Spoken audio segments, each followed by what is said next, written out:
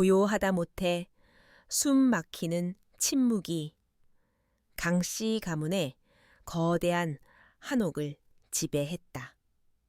공기 중에는 잘 마른 향나무가 타들어가는 냄새와 정성껏 차려진 제사 음식의 기름진 향기가 무겁게 뒤섞여 있었다.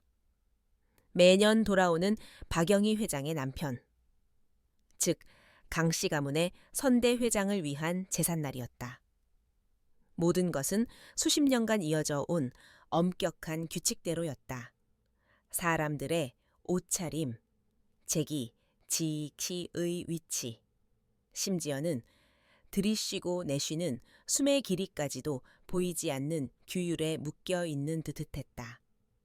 제단 앞에선 박영희 회장의 꼿꼿한 등은 가문의 역사를 떠받치는 거대한 기둥과도 같았다. 은빛으로 빛나는 머리카락은 한 치에 흐트러짐 없이 단정하게 쪽을 찌고 있었고, 값비싼 비단 한복은 그녀의 권위를 소리 없이 증명했다. 그녀의 세 자녀, 장남 강민혁과 그의 아내 서유진, 차남 강민준, 그리고 막내딸 강민서가 그 뒤를 병풍처럼 지키고 섰다. 모두가 약속이나 한 듯 가면을 쓰고 있었다. 슬픔도, 경외도 아닌. 오직 긴장감만이 그들의 얼굴을 팽팽하게 잡아당기고 있었다. 특히 서유진의 얼굴은 창백하게 굳어 있었다. 그녀는 청인그룹의 유능한 전략기획실장이자 강민혁의 아름다운 아내였지만 이 집안에서는 그저 서유진일 뿐. 그녀의 존재는 언제나 이 거대한 가문의 배경 속에 희미하게 녹아들어야 했다. 그녀의 시선은 제단 위 사과에가 닿았다. 유난히 붉고 탐스러운 과일이었지만 어쩐지 그 붉은 빛이 피처럼 섬뜩하게 느껴졌다.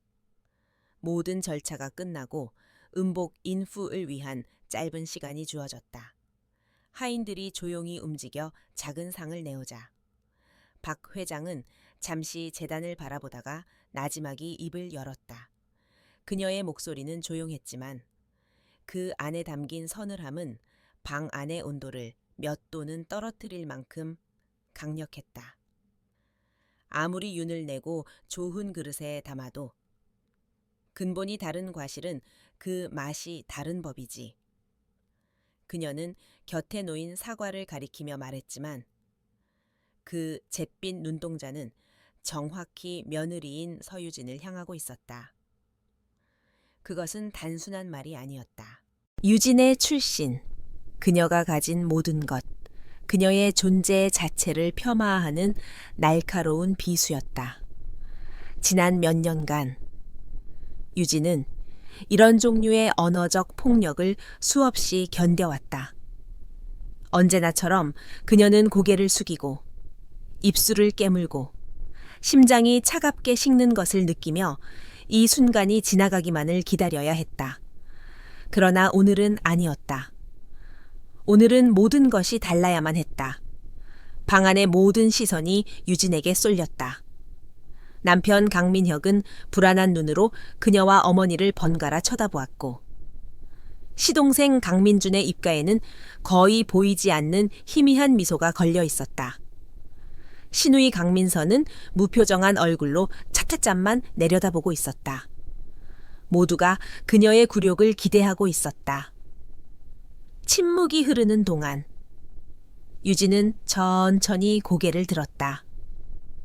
그녀의 눈은 더 이상 순종적인 며느리의 것이 아니었다. 그 안에는 지독한 결심과 차가운 분노가 활활 타오르고 있었다. 그녀는 자리에서 일어났다. 그녀의 움직임은 느리고 침착해서 마치 잘 짜인 연극의 한 장면 같았다. 그녀는 시어머니인 박영희 회장에게로 걸어갔다. 한 걸음 한 걸음 내디딜 때마다 지난 세월의 상처와 굴욕, 그리고 마침내 찾아낸 진실의 조각들이 그녀의 발밑에서 부서지는 듯했다. 마침내 그녀는 박 회장의 앞에 섰다. 박 회장은 조금도 동요하지 않았다. 오히려 이 건방진 며느리가 무슨 짓을 하려는지 지켜보겠다는 듯 오만한 시선으로 그녀를 올려다보았다. 그 순간 서유진의 손이 올라갔다. 그것은 빠르고 격렬한 동작이 아니었다. 소름 끼치도록 의도적이고 흔들림 없는 움직임이었다. 그녀의 가느다란 손가락이 박 회장의 은빛 머리카락을 파고들어 단단하게 고정된 비녀를 무시하고 머리채를 움켜쥐었다. 쩌적 하고 비녀가 부러지는 소리가 침묵을 갈랐다. 방 안의 모든 사람들이 숨을 멈췄다. 강민혁이 경악에 찬 신음을 터뜨렸고 강민준의 눈은 흥분으로 번뜩였다. 강민선은 처음으로 차차짠해서 눈을 떼고 그 광경을 똑똑히 지켜보았다. 박 회장의 얼굴에 처음으로 당혹감이 스쳤다. 고통보다도 감히 누군가가 자신의 몸에, 그것도 이 신성한 제삿날에 손을 댔다는 사실에 대한 충격이 더 커 보였다. 유진은 시어머니의 머리채를 잡아 억지로 고개를 숙이게 했다. 그리고는 그녀의 귓가에 오직 그녀만이 들을 수 있는 목소리로 지옥의 악귀처럼 속삭였다.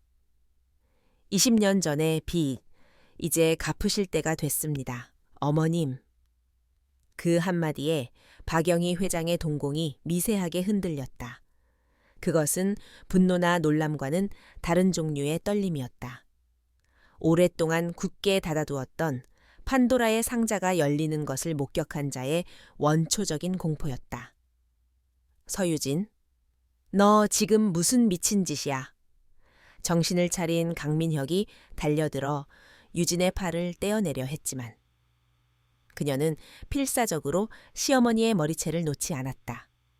그녀의 눈에서는 눈물이 흐르고 있었지만 그 표정은 더없이 단호했다. 어머니, 괜찮으세요? 이 미친년을 당장 끌어내지 않고 뭘 하는 거야? 민혁이 소리쳤다. 하지만 박 회장은 잠시 동안 아무 말도 하지 않았다. 그녀는 귓가에 울리는 유진의 속삭임을 곱씹는 듯 했다. 20년 전의 빚, 그 단어들이 그녀의 뇌리에서 검은 잉크처럼 퍼져나갔다. 마침내 그녀는 다시 완벽한 통제력을 되찾았다. 그녀의 얼굴에서 모든 감정이 사라지고 차가운 강철 가면이 다시 씌워졌다. 그녀는 며느리의 손을 뿌리치거나 소리를 지르는 대신 오히려 더 낮은 목소리로 말했다. 그 목소리는 너무나 차분해서 더욱 소름 끼쳤다. 놓아라. 유진은 그 말에 힘을 풀었다. 그녀의 임무는 끝났기 때문이었다. 메시지는 정확히 전달되었다. 박 회장은 흐트러진 머리를 손으로 쓸어 넘기지도 않은 채 자리에서 일어섰다. 그리고 방 안에 있는 모든 사람을, 특히 유진을 차갑게 훑어보았다. 그녀의 눈은 마치 사형 선고를 내리는 판사의 눈빛과 같았다. 이 순간부터 서유진은 이 집 사람이 아니다. 그녀의 선언은 조용했지만 절대적이었다. 그것은 법이었고 거스를 수 없는 명령이었다. 그리고 청인그룹의 그 누구도 앞으로 서유진이라는 이름 석자를 입에 담지 마라. 그녀는 곁에 서 있던 집사와 경호원들에게 턱짓을 했다. 내쫓아. 명령은 간결했다. 경호원들이 유진의 양팔을 거칠게 붙잡았다. 그녀는 저항하지 않았다. 이미 모든 것을 각오한 사람이었다. 남편인 강민혁은 어쩔 줄 몰라 하며 어머니, 제발, 유진아, 잘못했다고 빌어, 어서 라고 외쳤지만 그의 목소리는 공허하게 흩어졌다. 유진은 그런 남편을 경멸과 연민이 뒤섞인 눈으로 잠시 바라보았다. 강민주는 의자에 등을 기댄 채 만족스러운 표정으로 이 모든 상황을 즐기고 있었다. 강민서는 여전히 아무 말 없이 단지 어머니의 표정에 드러난 미세한 균열을 놓치지 않으려는 듯 시선을 고정하고 있었다. 유진은 비에 젖은 낙엽처럼 무력하게 끌려 나갔다. 그녀가 입고 있던 고급 한복도, 그녀가 누렸던 모든 부와 명예도 이제 아무런 의미가 없었다. 웅장한 대문이 등 뒤에서 쿵 하고 닫히는 소리는 마치 그녀의 과거 인생에 대한 사망 선고처럼 들렸다. 차가운 밤비가 그녀의 얼굴 위로 쏟아져 내렸다. 그녀는 가진 것 하나 없이 입고 있는 옷 한 벌이 전부인 채로 어두운 거리 위에 내던져졌다. 하지만 그녀는 두렵지 않았다.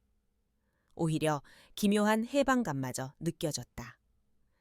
전쟁은 이제 막 시작되었을 뿐이었다.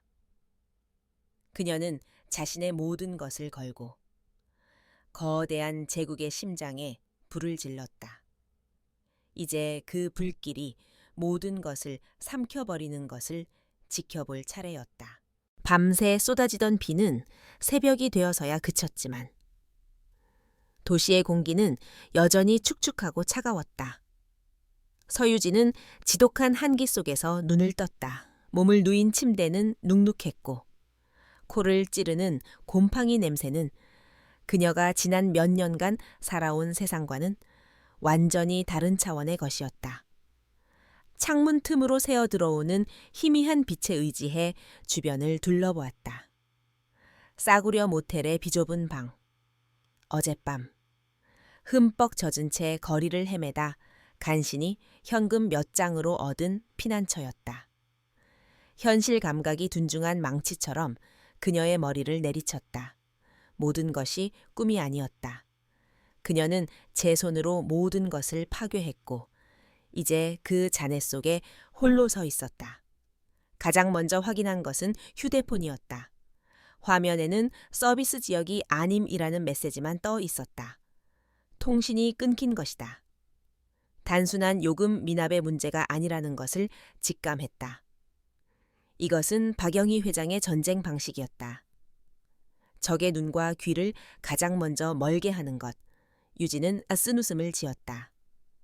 청인그룹의 전략기획실장으로서 그녀 역시 위기관리 매뉴얼에 비슷한 내용을 포함시킨 적이 있었다. 이제 자신이 그 매뉴얼의 대상이 된 것이다. 그녀는 샤워를 하고 아직 물기가 차에 마르지 않은 어제의 한복 위에 모텔에서 빌린 낡은 카디건을 걸쳤다. 그리고 밖으로 나섰다. 첫 번째 목적지는 은행 ATM기였다. 자신의 명의로 된 주거래 은행 카드, 얼마 되지 않는 비상금이 들어있을 터였다. 카드를 넣고 비밀번호를 눌렀다. 화면에 뜬 메시지는 간결했다. 거래가 거절되었습니다. 은행에 문의하십시오. 심장이 쿵 하고 내려앉았다. 다른 은행의 카드도 마찬가지였다. 모든 금융 거래가 동결된 것이다. 박영희는 그녀를 사회적으로 완벽하게 고립시키고 있었다. 돈도, 연락 수단도 없이 도시 한복판에 미아로 만드는 것. 그것이 박 회장이 내린 첫 번째 형벌이었다. 절망감이 목을 조여왔지만 그녀는 고개를 저었다. 여기서 무너질 수는 없었다. 이 모든 것은 그녀가 예상했던 시나리오 안에 있었다. PC방으로 향했다. 현금을 내고 컴퓨터 앞에 앉은 그녀는 익숙하게 청인그룹 내부 인트라넷에 접속을 시도했다. 접근 권한이 없습니다. 예상했던 문구였다. 그렇다면 공개된 뉴스나 사내 게시판은 어떨까? 그녀는 포털 사이트에서 청인그룹을 검색했다. 아직 어젯밤의 일은 외부로 새어나가지 않은 듯했다. 하지만 청인그룹 사내 게시판에 접속하자 그녀는 자신의 이름이 박힌 공지사항을 발견할 수 있었다. 인사위원회 결정 공고, 전략기획실 서유진 실장에 대한 면직 결정.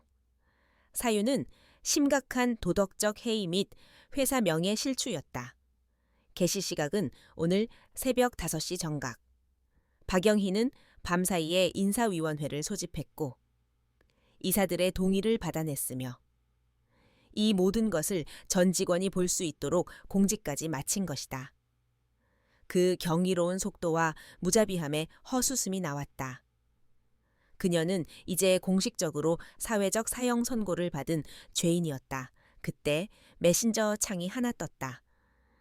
조심스럽게 날아온 메시지였다. 입사 동기였던 한 직원에게서 온 것이었다. 괜찮아. 방금 공지 봤어. 대체 무슨 일이야? 유진이 답장을 하려던 순간 또 다른 메시지가 도착했다. 그리고 오전에 이삿짐 센터 사람들이 너랑 민혁 씨 집에 왔었어. 내 짐만 빼가는 것 같던데? 유진은 눈을 감았다. 집. 그녀와 민혁의 공간. 그곳에서의 모든 추억. 그녀의 손길이 닿았던 모든 물건들이 이제 쓰레기처럼 치워지고 있을 것이다. 박영희는 그녀의 존재 자체를 그 집에서 그리고 아들의 인생에서 도려내고 있었다. 그 시각. 성북동의 강씨 가문 저택은 폭풍이 휩쓸고 간 후의 고요함 속에 잠겨 있었다. 하지만 그 중심에 있는 박영희 회장의 집무실은 그 어느 때보다도 팽팽한 긴장감이 감돌았다. 그녀는 밤새 한숨도 자지 않았지만 조금도 피곤한 기색이 없었다. 오히려 정신은 얼음장처럼 차갑고 명료했다. 그녀는 여러 대의 전화를 동시에 사용하며 마치 오케스트라를 지휘하듯 명령을 내리고 있었다. 김 변호사. 이혼 서류 준비해. 사유는 성격 차이와 가문에 대한 심각한 명예훼손. 위자료는 없어. 단 한 푼도. 오히려 우리가 청구해야 할 판이야. 보안실장. 서유진의 모든 금융계좌 동결시키고 통신 기록까지 차단해. 지금부터 그 아이를 그림자처럼 따라붙어. 누구를 만나는지, 어디로 가는지, 쥐새끼 한 마리까지 보고하도록 내가 버린 개한테 누가 먹이를 주는지 내 눈으로 똑똑히 봐야겠어. 그녀의 목소리에는 분노가 아닌 냉혹한 효율성만이 담겨 있었다. 이것은 감정적인 복수가 아니었다. 제국을 위협하는 바이러스를 제거하는 외과 수술이었다. 모든 지시를 마친 그녀는 세 자녀를 집무실로 호출했다. 가장 먼저 들어온 것은 핏기 없는 얼굴의 강민혁이었다. 그는 밤새 괴로움에 몸부림친 듯했다. 어머니, 박 회장은 아들의 나약한 얼굴을 차갑게 쏘아보았다. 그게 네가 할 소리냐? 뿌리 없는 것을 거두어들여 내 목을 조르게 만든 건 너 자신이야. 죗값을 치른다고 생각해라. 그녀는 책상 위에 놓인 서류 봉투를 아들 앞으로 밀었다. 이혼 서류다. 오늘 중으로 도장 찍어서 보내도록 해. 더 이상의 논쟁은 용납하지 않는다. 민혁은 떨리는 손으로 서류를 받아들었지만 아무 말도 하지 못했다. 아내의 돌발 행동에 대한 충격과 어머니에 대한 뿌리 깊은 공포 사이에서 그의 영혼은 갈기갈기 찢기고 있었다. 뒤이어 들어온 강민주는 형과는 대조적으로 생기가 넘쳤다. 그는 어젯밤의 소동을 마치 흥미로운 구경거리처럼 여기는 듯했다. 어머니, 심려가 크시겠습니다. 형님이 워낙 마음이 약하셔서 이번 사태 수습은 제가 나서서 내게 기회처럼 보이나. 박 회장이 그의 말을 잘랐다. 그녀는 둘째 아들의 야심을 꿰뚫어 보고 있었다. 기회는 위기 속에서 증명하는 자에게만 주어지는 것이다. 당분간 그룹 홍보팀을 직접 챙겨 이번 일에 대해 단 한 줄의 기사도 외부로 새어나가지 않도록 입단속 단단히 하고. 그것은 시험이었다. 박 회장은 이 위기를 아들들의 충성심과 능력을 저울질하는 기회로 삼고 있었다. 마지막으로 들어온 것은 강민서였다. 그녀는 여전히 무표정했지만 그 침묵 속에는 어떤 탐색의 기운이 느껴졌다. 민서야, 넌 상관없는 일이다. 가서 그림이나 그리거라. 박 회장은 딸의 존재를 늘 그런 식으로 규정했다. 가문의 비즈니스와는 무관한 장식품 같은 존재. 민서는 아무 대답 없이 고개를 숙이고 돌아섰지만 그녀의 눈은 어머니의 책상 위에 놓인 부러진 비녀에 잠시 머물렀다. 아이들이 모두 나가고 집무실에 다시 혼자 남은 박영희는 잠시 눈을 감았다. 서유진의 그 대담한 행동. 대중 앞에서의 반란보다도 그녀를 진정으로 뒤흔든 것은 그 속삭임이었다. 20년 전에 빚 잊었다고 생각했다. 아니, 완벽하게 묻었다고 확신했다. 시간이라는 두꺼운 지층 아래 진실의 시체는 영원히 잠들어 있을 것이라고 믿었다. 하지만 서유진, 그 가냘프고 순종적으로만 보였던 아이가 그 무덤을 파헤친 것이다. 그녀는 어떻게 알았을까? 박 회장은 부러진 비녀를 집어들었다. 날카롭게 부러진 단면이 마치 뱀의 이빨처럼 보였다. 그녀의 눈빛이 차갑게 가라앉았다. 좋다. 감히 무덤을 파헤쳤다면 그 무덤 속으로 함께 끌고 들어가 주는 것이 예의이리라. 그녀는 20년 전 그 시체를 한번 묻어본 경험이 있었다. 한 번 해본 일은 두 번째는 더 쉬운 법이었다. 어머니 박영희의 절대적인 권력이 지배하는 성북동 저택을 벗어나 강민혁은 서유진과의 기억이 유령처럼 떠도는 한강변의 텅 빈 아파트로 돌아왔다. 이곳은 더 이상 집이 아니었다. 아침에 들이닥친 이삿짐 센터 직원원들이 서유진의 물건들을 무자비하게 쓸어 담아간 후 아파트는 영혼이 뽑혀나간 시체처럼 을씨년스러웠다. 거실 한가운데에는 미처 가져가지 못한 혹은 의도적으로 남겨둔 유진의 책 몇 권과 작은 소품들이 담긴 상자 하나가 묘비처럼 놓여 있었다. 공기 중에는 여전히 그녀가 쓰던 향수 냄새가 희미하게 남아 민혁의 죄책감을 후벼 팠다. 그는 동생들을 이곳으로 불렀다. 어머니의 감시가 서서슬 퍼런 본가에서는 할 수 없는 이야기, 아니 어쩌면 그저 누군가에게라도 이 참담한 심정을 토로하고 싶었기 때문일지도 모른다. 가장 먼저 도착한 것은 차남 강민준이었다. 그는 마치 남의 집을 구경하듯 현관에 들어서며 과장된 몸짓으로 혀를 찼다. 꼴이 말이 아니네. 전쟁이라도 난 줄 알겠어. 형수님, 생각보다 화끈한 분이셨네. 제사상에서 시어머니 머리채를 잡을 정도면 말 다 했지. 그의 목소리에는 위로는커녕 이 상황을 즐기는 듯한 조롱의 가시가 돋쳐 있었다. 그런 말 하려고 온 거면 그냥 돌아가. 민혁이 힘없이 쏘아붙였다. 왜 이래, 형. 사실을 말한 것뿐인데 지금 우리한테 필요한 건 감상적인 위로가 아니라 냉철한 상황 판단이야. 형수님 덕분에 그룹 이미지가 얼마나 큰 타격을 입을 뻔했는지 알아. 어머니가 발빠르게 움직이지 않으셨으면 내일 아침 신문 한 면은 온통 우리 집안 스캔들로 도배됐을 거라고.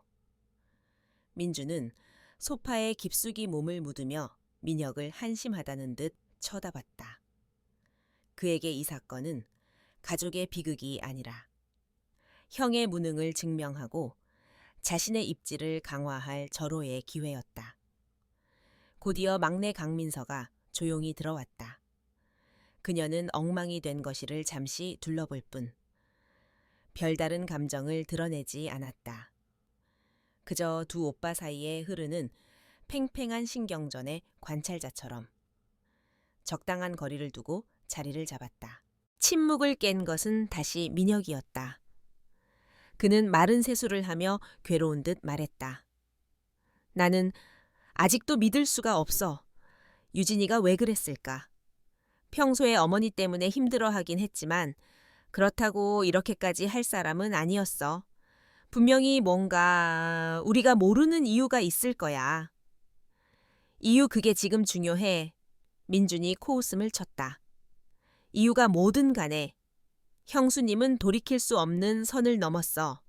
이건 그냥 부부싸움이나 고부 갈등 차원의 문제가 아니야. 청인그룹의 후계자 아내가. 그것도 집안의 가장 신성한 제삿날에 회장님의 머리채를 잡았어.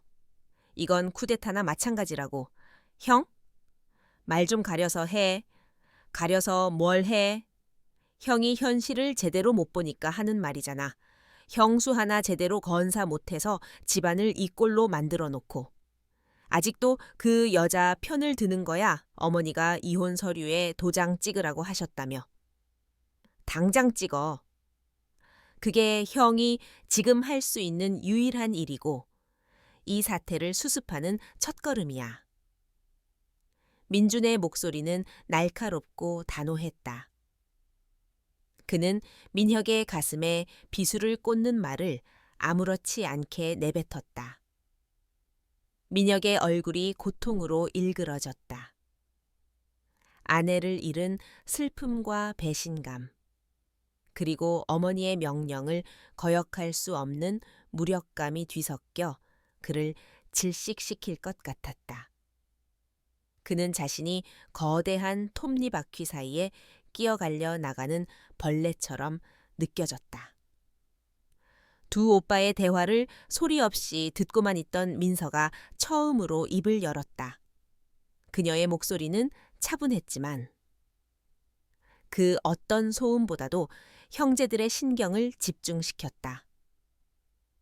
그래서 형수님이 어머니 귀에 대고 뭐라고 속삭였는데 갑작스러운 질문에 민혁과 민주는 잠시 말을 잃었다. 그들은 사건의 본질보다는 눈앞의 현상과 각자의 이해관계에만 매몰되어 있었다. 민혁은 고개를 저었다. 몰라. 너무 순식간에 일어난 일이라 뭐라고 하는 것 같긴 했는데 들리지 않았어? 그게 뭐 중요해. 민준이 귀찮다는 듯 말을 받았다. 어차피 저주나 악담 같은 거였겠지. 중요한 건 그 행동 자체야. 동기나 과정이 아니라 결과가 모든 걸 말해주는 거라고. 하지만 민서는 그렇게 생각하지 않았다. 그녀는 그날 어머니의 얼굴에 스쳤던 미세한 균열을 똑똑히 보았다. 그것은 단순한 분노나 모욕감과는 다른 종류의 감정이었다. 마치 오랫동안 숨겨왔던 비밀의 심장을 정통으로 꿰뚫린 자의 표정. 그 속삭임이 바로 이 모든 사건의 기폭제이자 핵심이라는 것을 그녀는 직감적으로 알고 있었다. 아니, 중요해. 민서가 나지막이 말했다. 어머니는 그냥 머리채를 잡혔다는 사실 때문에 형수님을 내쫓은 게 아니야. 그 말 때문에 내쫓은 거지. 그 말이 대체 뭐였을까? 민주는 민서의 통찰력에 잠시 할 말을 잃었지만 이내 다시 비아냥거리는 태도로 돌아왔다. 소설 쓰고 있네. 넌 그래서 안 돼. 쓸데없는 감상에 빠져서 본질을 놓치잖아. 지금 우리가 집중해야 할 건 그깟 귓속말이 아니라 흔들리는 그룹의 지배구조를 어떻게 안정시키고 이번 일로 실추된 어머니의 권위를 어떻게 다시 세울 것인가 하는 문제야. 그는 자리에서 일어나며 민혁의 어깨를 조롱하듯 툭툭 쳤다. 형, 잘 생각해. 이번 기회에 확실하게 정리하지 못하면 형의 자리도 위태로워질 수 있다는 거. 어머니는 나약한 후계자를 원하지 않으시니까. 그 말을 남기고 민주는 미련 없이 아파트를 떠났다. 그의 발걸음은 승리자의 것처럼 당당했다. 민혁은 소파에 주저앉아 머리를 감싸 쥐었다. 민준의 말은 사실이었다. 그는 나약했다. 아내도, 가문도, 자기 자신조차도 지키지 못했다. 민서는 그런 오빠를 잠시 바라보다가 조용히 그의 곁으로 다가갔다. 그리고 거실 한가운데 놓인 상자에서 유진의 책 한 권을 꺼내 들었다. 그녀는 책의 제목이나 내용에는 관심이 없었다. 다만 그 책갈피에 꽂혀 있던 낡은 사진 한 장에 시선이 머물렀다. 젊은 시절의 서유진과 인상 좋은 중년 남자가 함께 웃고 있는 사진이었다. 아마도 그녀의 아버지일 것이다. 민서는 두 오빠가 얼마나 어리석은지를 생각했다. 그들은 서로를 물어뜯거나 자신의 상처를 핥는 데에만 정신이 팔려 있었다. 한 명은 권력이라는 먹이를 쫓는 늑대였고 다른 한 명은 상처 입고 스스로의 동굴에 갇힌 곰이었다. 하지만 정작 그들을 위협하는 진짜 사냥꾼. 서유진이 왜 이런 극단적인 선택을 했는지에 대해서는 아무도 궁금해하지 않았다. 그리고 그 사냥꾼을 만들어낸 더 거대한 존재. 어머니의 과거에 대해서는 감히 의문조차 품지 못했다.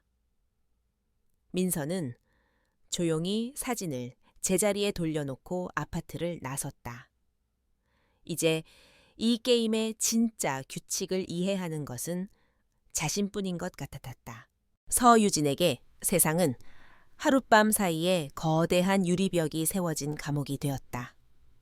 그녀는 도시의 모든 사람들을 볼 수 있었지만 아무도 그녀를 보지 못했다. 혹은 보면서도 보지 못하는 척했다. 박영희 회장이 내린 파문 피오맨의 효과는 절대적이었다. 서유진이라는 이름은 전염병이 되었고 사람들은 그녀와의 접촉을 마치 죽음처럼 두려워했다. 그녀는 자신이 가진 모든 인맥을 동원해 활로를 찾아보려 했지만 돌아오는 것은 얼음장처럼 차가운 거절뿐이었다. 첫 번째로 찾아간 사람은 한때 그녀가 자신의 멘토로 여겼던 청인그룹의 최 이사였다. 그가 그룹 내에서 비교적 중립적이고 합리적인 인물이라고 믿었기 때문이었다. 어렵게 연락이 닿아 약속을 잡은 호텔 카페에서 최 이사는 10분 간격으로 주위를 두리번거렸다. 그는 유진의 얼굴을 제대로 쳐다보지도 못한 채 말했다. 서 실장, 아니, 서유진 씨, 왜 나를 보자고 했는지 짐작은 가지만 나는 아무런 도움도 줄 수가 없네. 미안하네. 나에겐 아직 학교에 다녀야 할 아이들이 있고 갚아야 할 아파트 대출금이 있어. 부디 다시는 나에게 연락하지 말아주게. 그의 목소리는 애원처럼 들렸다. 한때 존경했던 상사의 비굴한 모습에서. 유진은 박영희라는 이름이 가진 권력의 무게를 실감했다. 그것은 사람의 신념과 양심마저 무력하게 짓누르는 거대한 힘이었다. 다음으로 그녀는 재벌가의 비리를 전문적으로 파헤치는 것으로 유명한 한 인권 변호사를 수소문했다. 몇 시간의 기다림 끝에 마주 앉은 변호사는 그녀가 가져온 자료들을 검토하기도 전에 고개를 저었다. 서유진 씨의 사정은 안타깝게 생각합니다. 하지만 저희 법무법인은 현재 청인그룹의 자회사와 관련된 다른 소송을 맡고 있어 이해관계의 충돌 소지가 있습니다. 유감스럽지만 이 사건은 맡을 수 없겠군요. 이해관계의 충돌이라는 말은 정중하게 포장된 거절의 언어였다. 청인그룹이라는 거대한 생태계에 감히 맞서 싸울 용기가 없다는 비겁한 고백이었다. 그 누구도 감히 왕의 심기를 거스르려 하지 않았다. 마지막 희망은 대학 시절. 가족처럼 가깝게 지냈던 친구였다. 기업이나 법조계와는 전혀 상관없는 평범한 삶을 사는 친구라면 최소한 그녀의 이야기를 들어줄 것이라고 믿었다. 하지만 친구는 남편의 작은 납품업체가 최근 청긴건설의 하청을 받게 되었다는 소식을 조심스럽게 꺼내며 울먹였다. 유진아, 정말 미안해. 네가 얼마나 힘들지 상상이 안 가. 하지만 넌 네가 지금 누구랑 싸우고 있는지 잘 모르는 거야. 박영희 회장은 그냥 한 사람이 아니야. 그 사람은 우리가 발 딛고 사는 이 땅의 공기 같아. 우리가 원하든 원하지 않든 그 사람의 영향력 아래서 숨 쉬고 있는 거라고. 내가 여기서 너를 도우면 우리 가족은 그냥 끝이야. 그 말이 유진의 가슴에 가장 깊은 상처를 남겼다. 그녀는 이제 완벽하게 혼자였다. 친구의 카페를 나온 유진은 목적 없이 거리를 걸었다. 서울의 마천루들이 그녀를 비웃는 거인들처럼 느껴졌다. 저 빌딩들 중 상당수가 청인그룹의 자본으로 세워졌거나 그들과 연관된 기업들의 소유였다. 그녀는 자신이 평생을 바쳐 기어 올라가고자 했던 세계로부터 완벽하게 추방당했다. 그녀는 보이지 않는 존재. 사회적으로 말살당한 유령이었다. 문득 쇼윈도에 비친 자신의 모습이 보였다. 값비싼 한복 대신 걸친 낡은 카디건. 완벽하게 관리되던 피부 대신 푸석해진 얼굴. 자신감으로 빛나던 눈빛 대신 불안과 절망이 서린 눈동자. 그녀는 모든 것을 잃었다. 문득 포기하고 싶은 충동이 강하게 밀려왔다. 박영희의 성벽은 너무나 높고 견고했다. 그녀는 그 앞에서 계란으로 바위를 치는 어리석은 짓을 하고 있는 것인지도 몰랐다. 며칠을 더 헤맨 끝에 그녀는 더 이상 아무도 찾아가지 않았다. 세상이 그녀에게 등을 돌렸다면 이제 그녀가 기댈 곳은 단 하나뿐이었다. 그녀는 허름한 모텔방으로 돌아와 유일하게 자신의 소유로 남은 작은 상자를 열었다. 20년 전 아버지가 돌아가신 후 어머니가 유품이라며 건네준 것이었다. 그 안에는 아버지의 손때가 묻은 낡은 라이터와 작은 수첩 한 권이 들어있었다. 상자를 열자 오래된 기름과 종이 냄새가 희미하게 피어올랐다. 그녀는 아버지가 늘 사용하던 지포 라이터를 손에 쥐었다. 딸깍 하고 휘를 돌렸지만 불꽃은 일지 않았다. 기름이 다 마른 지 오래였다. 무심코 라이터를 이리저리 돌려보던 그녀의 손끝에 밑바닥에 새겨진 무언가가 느껴졌다. 아주 작고 희미해서 자세히 보지 않으면 알아챌 수 없는 각인이었다. 아버지의 이니셜과는 다른 C7이라는 문자와 일련의 숫자 조합이었다. 단순한 제조 번호라고 하기에는 어딘가 자귀적인 느낌이었다. 그녀는 라이터를 내려놓고 낡은 기술 수첩을 펼쳤다. 대부분은 그녀가 이해할 수 없는 화학 공식과 공정 설계도로 가득 차 있었다. 하지만 수첩의 맨 뒷부분 몇 장에 아버지의 필체로 된 짧은 메모들이 적혀 있었다. 그것은 일기가 아니었다. 지극히 사무적이고 조심스러운 어조로 기록된 사실의 나열이었다. 3번 환풍구 근처 비정상적인 습도 상승 원인 불명. 독일에서 새로 들여온 원자재 냄새가 다름. 코를 찌르는 듯한 산성 냄새 성분 분석표 재확인 필요. PYH 매주 정기 시찰. 유독 서쪽 폐기물 처리장 구역은 항상 건너뛰심.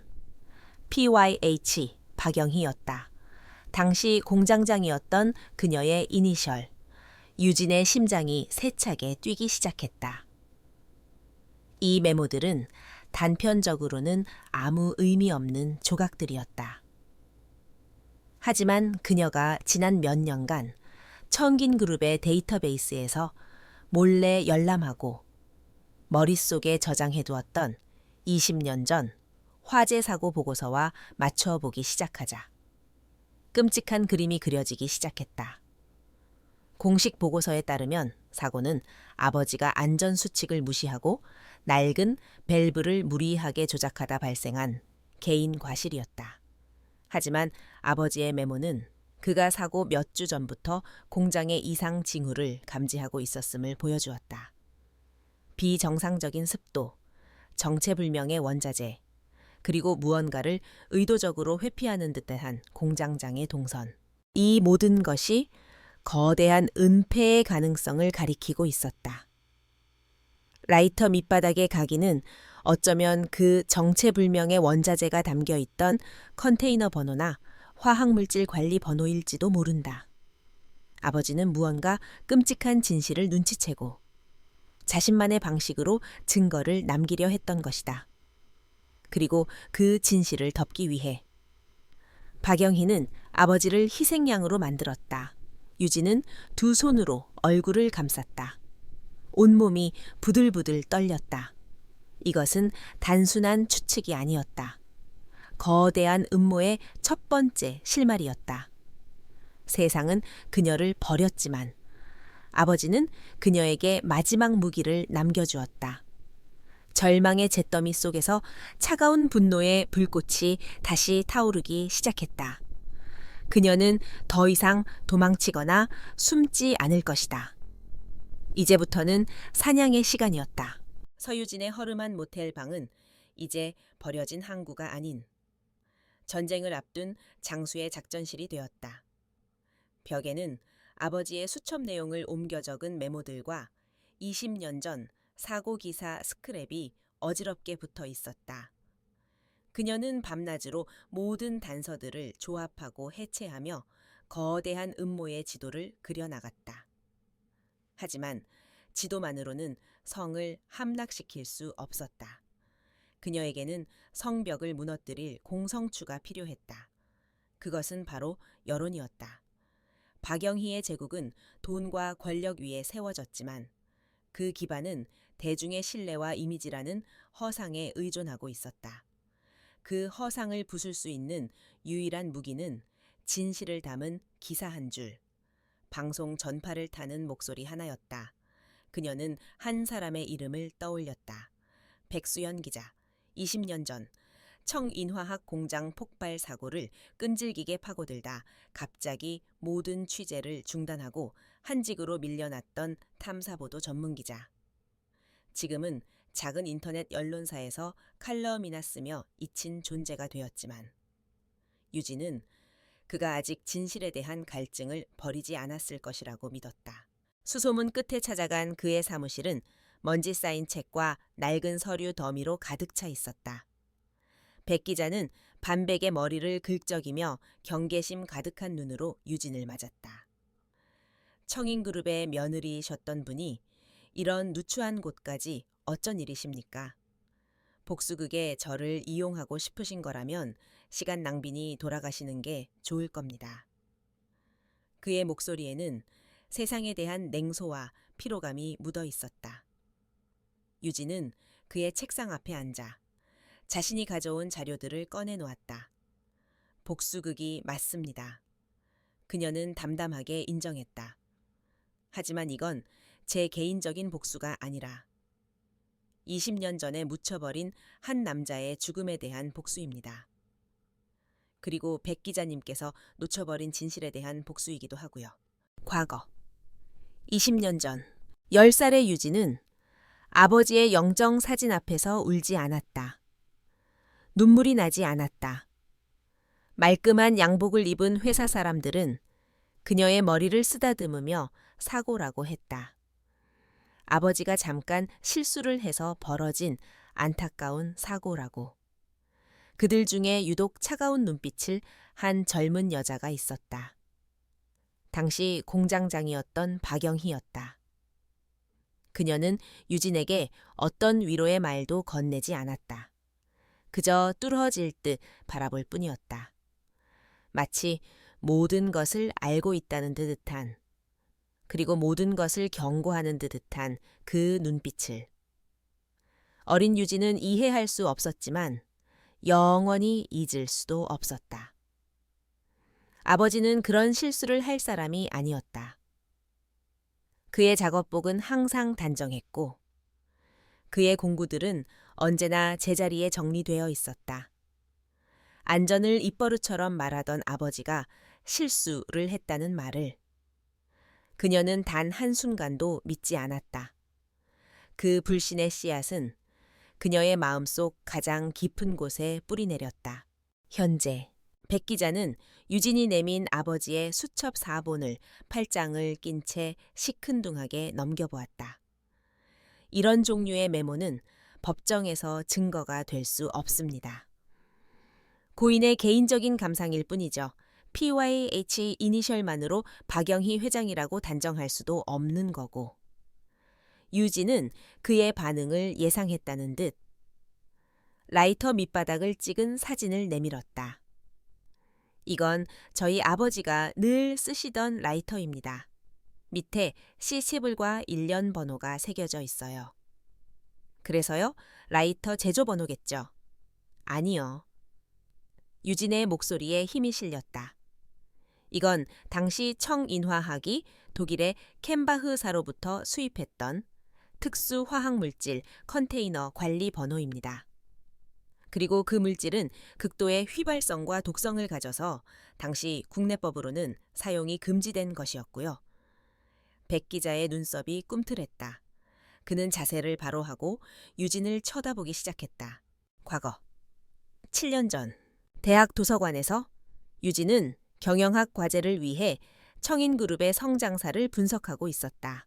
화면 가득한 성공 신화와 빛나는 업적들 속에서 그녀는 20년 전에 낡은 기사를 발견했다. 청인화학 안전부주의로 폭발사고, 엔지니어 서모 씨 현장서 사망. 아버지의 이름이 차가운 활자로 박혀 있었다. 그리고 그 기사 옆에는 당시 최연소 여성 공장장으로 주목받았던 박영희의 인터뷰가 실려 있었다. 유진은 그 순간 결심했다. 진실을 밝혀내기 위해서는 밖에서 돌을 던지는 것만으로는 부족했다. 성벽 안으로 직접 들어가야만 했다. 그녀의 복수는 그때부터 시작되었다. 청인그룹 입사는 그 계획의 첫 단계였다. 그리고 강민혁. 박영희의 가장 아픈 손가락처럼 보이는 나약하고 다정한 장남에게 접근하는 것은 성이 가장 취약한 문을 여는 열쇠였다. 사람들은 그녀를 신데렐라라고 불렀지만 그녀는 스스로 트로이의 목마가 되기를 자처했다. 현재 백 기자는 의심의 눈초리를 거두지 않았다. 그게 금지된 화학물질이라는 건 어떻게 압니까? 그리고 그게 사고와 직접적인 연관이 있다는 증거는요. 제가 청인그룹 전략기획실장이었습니다. 유진의 대답은 간결했다. 그룹의 모든 데이터베이스에 접근할 권한이 있었죠. 물론 20년 전 자료는 겹겹의 방화벽과 암호 속에 봉인되어 있었지만 과거 2년 전 모두가 잠든 깊은 밤 유진은 사무실에 홀로 남아 보이지 않는 전쟁을 치렀다.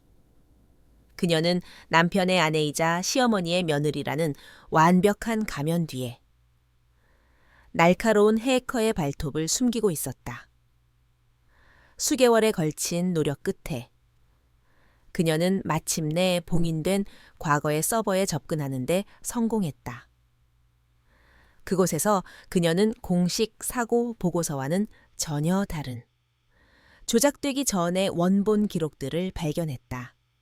사고 당일 서쪽 폐기물 처리장 구역에서 치솟았던 비정상적인 온도와 압력 수치, 아버지가 마지막으로 남긴 통신 기록, 서쪽 밸브 통제 불능, 그리고 결정적으로 캔바흐사로부터 받은 화학 물질이 그곳에 불법적으로 보관되어 있었다는 입고 기록까지 모든 조각이 맞춰지고 있었다.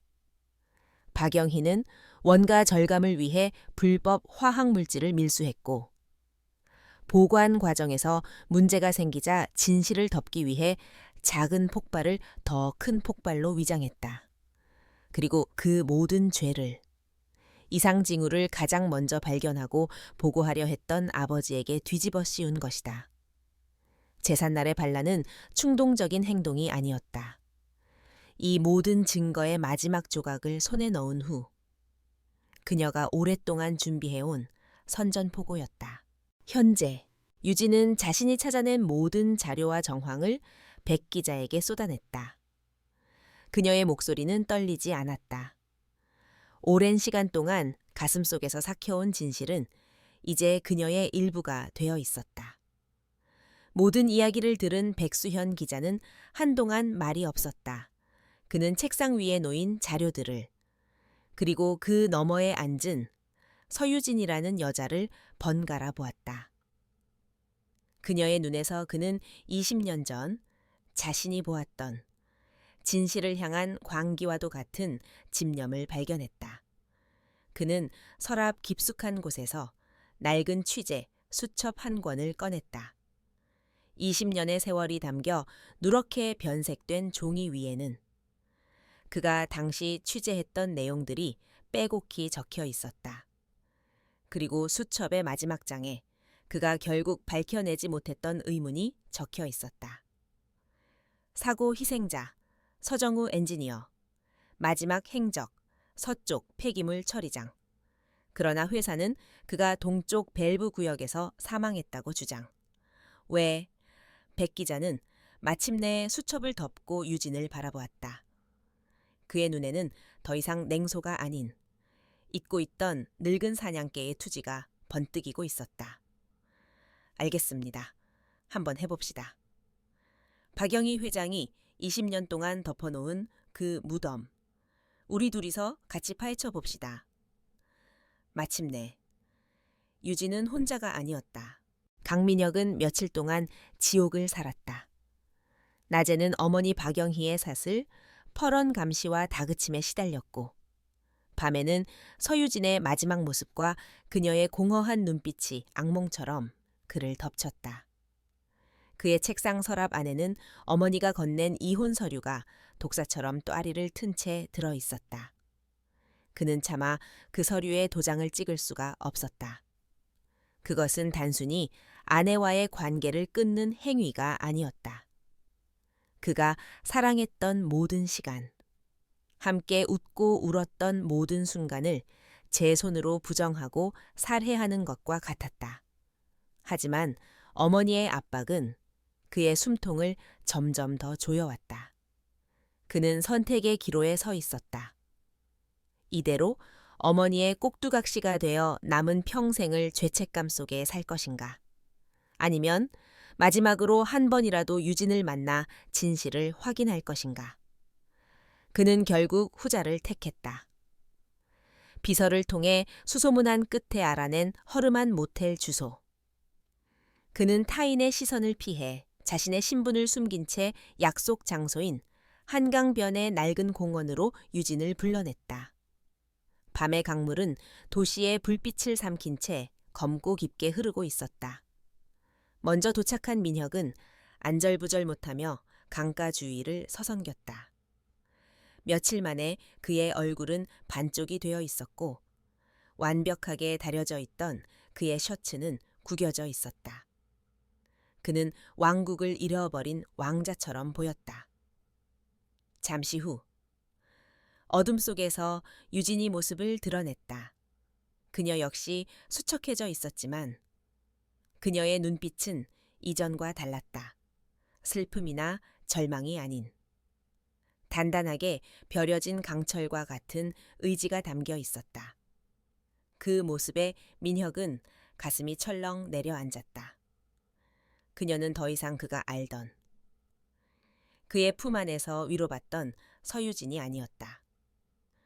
유진아, 그의 목소리가 떨려 나왔다. 왜 그랬어? 무슨 일이 있었으면 나한테 먼저 말을 했어야지. 우리가 어떻게 함께 해온 세월인데 이렇게 모든 걸 망가뜨려야만 했어. 유진은 아무 대답 없이 그를 바라볼 뿐이었다. 그녀의 침묵은 그 어떤 비난보다도 더 아프게 민혁의 마음을 찔렀다. 민혁은 품에서 이혼 서류를 꺼내 보였다. 어머니가 당장 도장을 찍으라고 하셔. 하지만 난 못하겠어. 유진아, 제발. 지금이라도 늦지 않았어.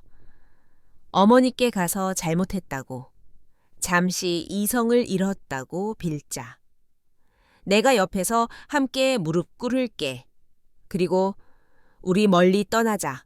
한국을 떠나서. 아무도 우리를 모르는 곳에서 다시 시작하는 거야.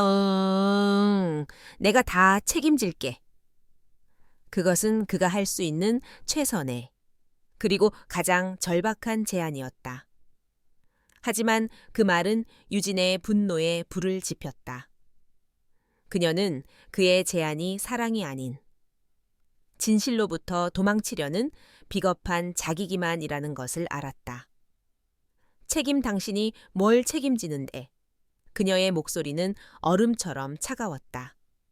당신은 아직도 이게 단순한 고부 갈등, 내 감정적인 문제라고 생각해 내가 왜 당신 어머니의 머리채를 잡았는지 정말 모르는 거야.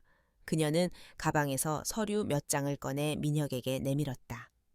그것은 백 기자에게 보여주었던 것과 같은 아버지의 수첩 사본과 라이터 사진, 그리고 공식 보고서의 허점을 정리한 자료들이었다.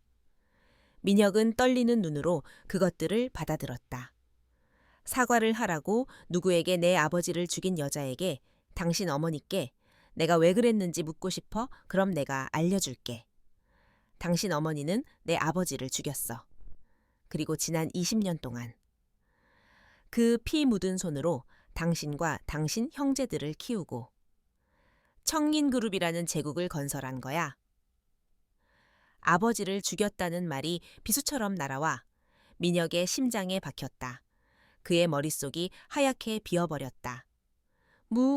무슨 소리야? 그건 사고였잖아. 아버님의 과실로.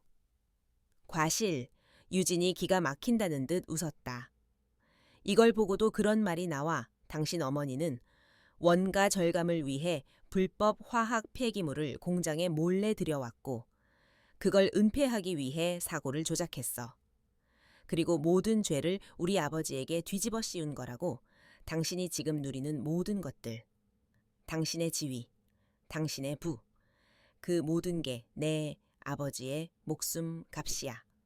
민혁은 뒷걸음질 쳤다. 손에 들린 서류들이 사형 집행 영장처럼 느껴졌다. 그는 필사적으로 유진의 말을 부정하려 했다. 거짓말이야. 유진이가 화가 나서 우리 가족을 무너뜨리려고 꾸며낸 이야기일 거야.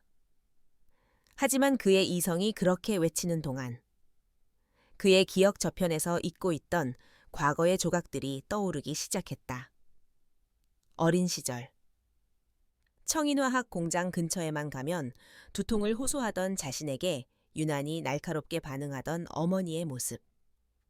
장인어른의 기일이 다가올 때마다 예민해지시던 모습.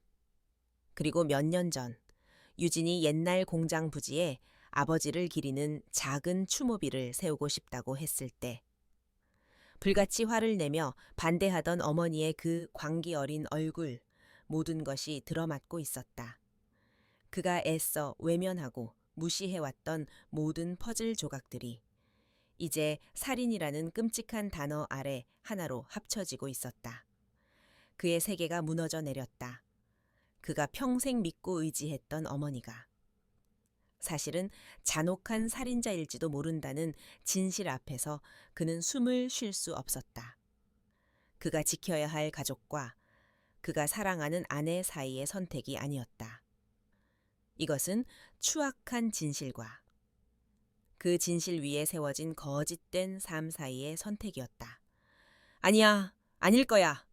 어머니가 그럴 리가 없어. 그는 어린아이처럼 고개를 저으며 중얼거렸다. 그의 나약한 부정에 유진은 마지막 남았던 희망의 끈을 놓아버렸다. 그녀는 그가 자신과 함께 진실의 편에 서 주기를 아주 잠시나마 기대했었다. 하지만 그는 결국 박영희의 아들이었다. 뼈 속까지 강씨 가문의 후계자였다. 진실을 감당하기에는 너무나 나약했고 자신이 누려온 모든 것을 버릴 용기가 없는 사람이었다. 유진의 눈에서 분노가 사라지고 깊은 연민과 슬픔이 그 자리를 대신했다. 당신은 다르길 바랐어. 하지만 결국 당신도 어쩔 수 없는 강씨 가문의 사람이구나. 그녀는 조용히 돌아섰다. 더 이상 할 말은 없었다. 서류에 도장 찍어 강민혁. 그게 당신이 할 수 있는 유일한 일이야. 그리고 당신 어머니께 전해. 이건 시작일 뿐이라고? 유진은 어둠 속으로 망설임 없이 걸어갔다. 그녀의 뒷모습은 외로워 보였지만 결코 꺾이지 않을 듯 단단했다.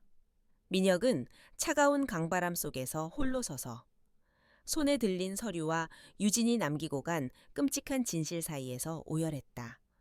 그의 울음소리는 그러나 깊고 검은 강물 소리에 묻혀 누구에게도 들리지 않았다. 청인그룹의 차남, 강민주는 포식자였다. 그는 혼란의 냄새를 맡고 피의 흔적을 쫓는 데에 천부적인 감각을 지니고 있었다. 형인 강민혁이 상실감에 빠져 허우적거리고 어머니 박영희가 과거의 유령을 처리하느라 예민해져 있는 동안 그는 조용히 자신의 거미줄을 치고 있었다. 그에게 이 집안의 비극은 슬퍼할 일이 아니라 평생을 기다려온 사냥의 기회였다. 그는 어머니의 감시망과는 별개로 개인적으로 고용한 정보원을 움직여 형과 전 형수의 뒤를 쫓았다. 그리고 마침내 그의 책상 위에 흥미로운 보고서 한 장이 올라왔다. 한강공원에서의 심야회동, 잔뜩 겁에 질려 있던 형의 모습과 그에게 어떤 서류를 건네고 돌아서던 서유진의 단호한 뒷모습이 찍힌 사진 몇 장, 그리고 그 만남 이후 형이 거의 폐인처럼 지내고 있다는 내용까지. 민주는 만족스러운 미소를 지으며 보고서를 내려놓았다.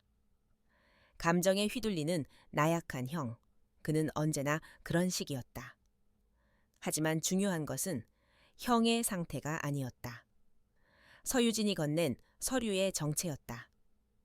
그것이야말로 이 모든 사건의 판도를 바꿀 핵심, 즉 무기일 가능성이 높았다.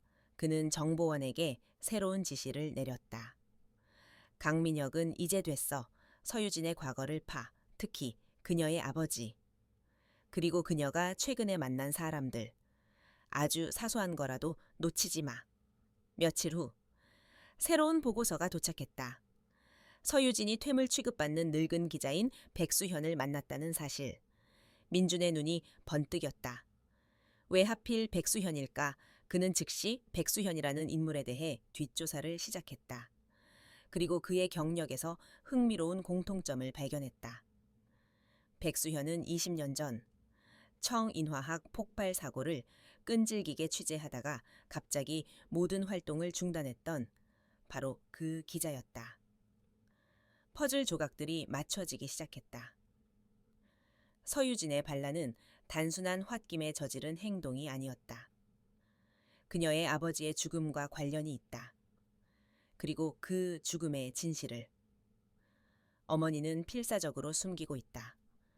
민준의 심장이 탐욕으로 뛰기 시작했다. 그는 진실이나 정의 따위에는 관심이 없었다. 그에게 중요한 것은 그 진실이라는 카드를 누가 쥐고 어떻게 사용하느냐였다. 그는 어머니나 서유진보다 먼저 그 카드를 손에 넣어야만 했다. 그는 행동에 나섰다. 그룹 내 자신의 라인을 이용해 마치 보안 감사를 하는 것처럼 위장하여 20년 전의 자료에 접근했다. 물론 공식적인 기록들은 이미 어머니의 손을 거쳐 완벽하게 조작되어 있을 터였다. 그가 노린 것은 공식 기록이 아니었다. 폐기된 서버. 불완전하게 삭제된 데이터의 파편. 기록되지 않은 흔적들이었다. 그는 그룹 내 최고의 IT 전문가 중 한 명인 자신에게 충성을 맹세한 부하 직원을 비밀리에 호출했다. 20년 전 청인화학 관련 서버 기록 전부 뒤져 삭제된 파일, 손상된 데이터. 뭐든 상관없어. 사고 전후 몇 달간의 모든 기록을 복원해내. 이건 자네와 나, 둘만 아는 일이야. 몇 날, 며칠의 작업 끝에 부하 직원이 떨리는 얼굴로 그를 찾아왔다. 그가 가져온 것은 완결된 보고서가 아닌 데이터 복구 과정에서 건져 올린 몇 개의 파일 조각들이었다. 하지만 그 안에는 왕국을 통째로 뒤흔들 만한 내용이 담겨 있었다. 초안, 사고, 원인 분석 보고서. 공식 보고서와는 전혀 다른 내용이었다. 원인 불명의 유독 가스 누출. 서쪽 폐기물 처리 구역의 비정상적 압력 상승. 그리고 가장 결정적인 단어. 미승인 화학물질 반입 정황. 또 다른 파일 조각에는 독일의 켐바흐사에서 보낸 선적 서류의 일부가 포함되어 있었다. 그리고 그 서류에 적힌 물질의 코드는 국내에서는 절대 사용될 수 없는 맹독성 물질의 그것과 일치했다.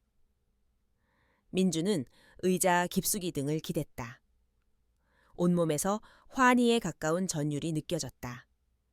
이것은 단순한 증거가 아니었다. 절대 반지였다.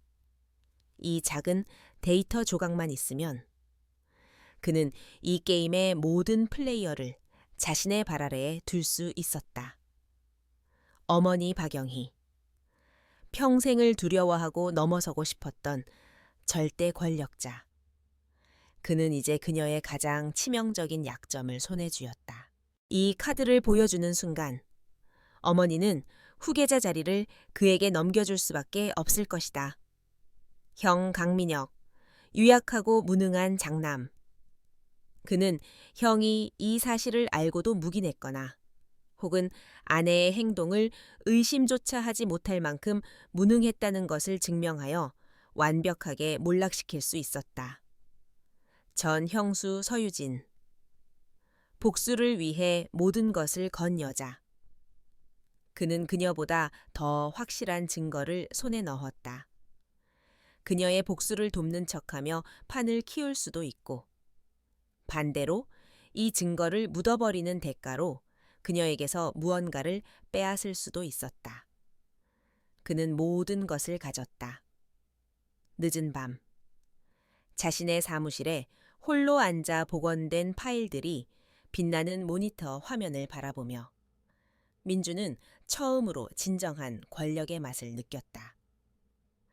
아버지라는 존재는 그의 기억 속에 희미했다. 어머니는 언제나 넘어야 할 거대한 산이었다.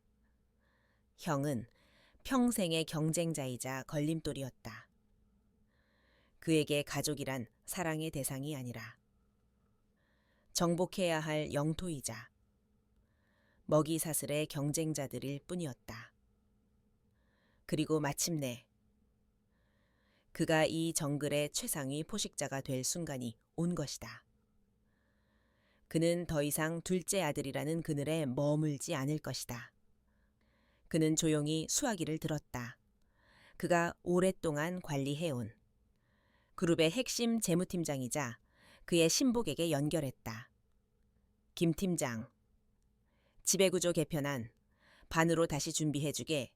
아마 회장님께서 곧 리더십 교체에 대해 아주 긍정적으로 검토하시게 될 것 같거든. 그래, 아주 긍정적으로.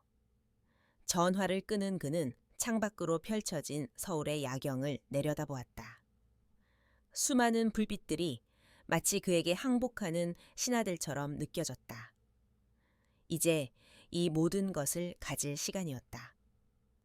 어머니가 피로 쌓아 올린 성이라면 그는 그 성을 피 한 방울 묻히지 않고 가장 우아하게 빼앗을 생각이었다.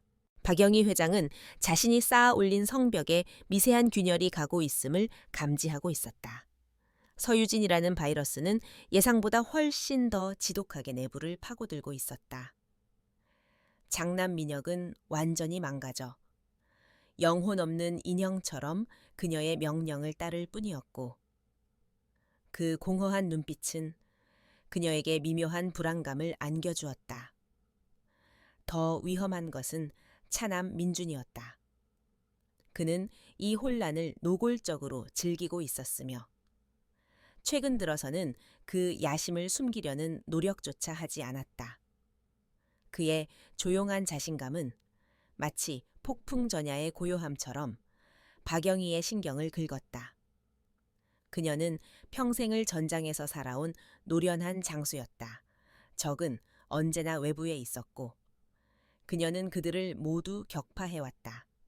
하지만 지금 그녀를 위협하는 적들은 그녀의 핏줄, 그녀의 성벽 안에서 자라나고 있었다.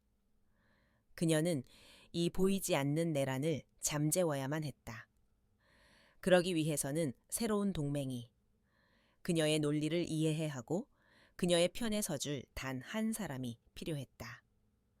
그날 밤 박영희는 집무실로 막내딸 강민서를 불렀다. 그녀가 사업이나 가문의 중대사에 대해 민서를 찾은 것은 이번이 처음이었다. 민서는 언제나 이 권력 투쟁의 무대에서 한 발짝 비켜나 있는 예술가의 세계에 사는 이방인 같은 존재였다. 그리고 바로 그 점 때문에 박영희는 오늘 밤 그녀를 선택했다. 민혁은 감정에 눈이 멀었고 민주는 야망에 눈이 멀었다. 하지만 민서는 언제나 모든 것을 관망하며 본질을 꿰뚫어 보는 듯한 차가운 눈을 가지고 있었다. 박영희의 집무실은 그녀의 인생을 요약해 놓은 박물관과도 같았다. 벽에는 죽은 남편의 초상화와 그녀가 이룬 성공의 증거들인 각종 상패들이 걸려 있었고 책상 위에는 그녀가 직접 쓴 일근천 하문안사 이친티엔샤 우난시라는 글귀가 담긴 붓글씨 액자가 놓여 있었다. 그녀는 민서에게 차를 권하며 마치 오래된 이야기를 들려주듯 나지막이 입을 열었다. 민서야, 너는 제국을 세우는데 무엇이 필요하다고 생각하느냐? 갑작스러운 질문에 민서는 대답 없이 어머니를 바라보았다.